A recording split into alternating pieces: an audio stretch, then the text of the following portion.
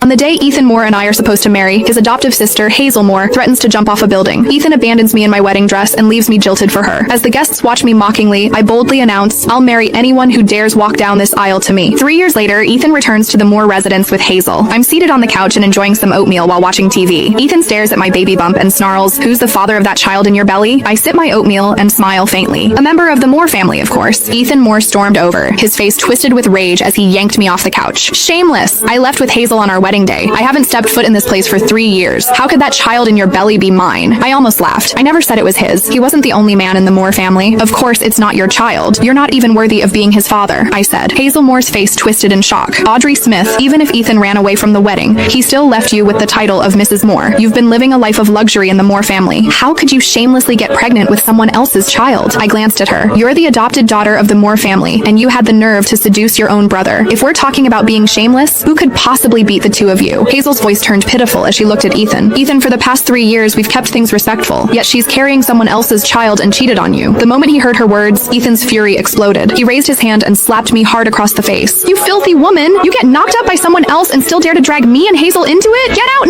now!" he shouted. The sharp pain bloomed across my cheek. My head went blank for a second from the force of the slap. Ethan ran off with Hazel 3 years ago, leaving me alone to face all the whispers and laughter at our wedding. Driven by rage, I called for a groom on the spot. It was his uncle, Jeremiah Moore, who stepped up and married me that same day. In Beaverton City, Jeremiah was known as the Frost King. Everyone has treated me with the utmost respect ever since I married him. After I got pregnant, he spoiled me even more. He wouldn't let a strand of my hair be harmed. Blood would have been spilled if he had known what Ethan had just done. To avoid a full-blown family tragedy, and for the sake of the child in my belly, I said coldly, "If you both leave now, I'll pretend this never happened." However, they didn't appreciate the offer. Hazel lunged forward and yanked my hair. "Ethan, this woman is scared. She wants us to leave now so she can use that child to take everything from the Moores." Ethan snapped. "So that's what this is about? Well, I'm not letting it happen." I twisted away from Hazel's grip and said coldly, "David disowned you the day you two ran off. You had nothing to do with this family from that moment on." Hazel let out a scoff. "That was just Grandpa venting. Ethan's the only grandson of the Moore family. Do you really think he's going to stay disowned forever?" Ethan's expression turned smug. "Grandpa already said everything belongs to me." I placed a hand over my belly, my voice icy. "Not anymore. This child is also a member of the Moore family." I thought I'd made myself perfectly clear. However, Ethan's eyes flared with rage as he stared at me. "So you're planning to pass that illegitimate child off as a Moore? I'll teach you a lesson now." His slap landed even harder this time. I clutched my belly as I collapsed to the floor. Upon seeing the twisted hatred on their faces, panic surged inside me. I couldn't let them hurt the baby. I said desperately, "He is not an illegitimate child. He is..." Before I could say another word, Ethan bent down and grabbed the shattered porcelain bowl of oatmeal off the floor. He shoved the shards and oatmeal straight into my mouth. "Hazel and I have struggled to survive for the past 3 years, yet you've been leeching off the Moore family, living in comfort with that child in your belly. Well, let me make sure you get your fill today."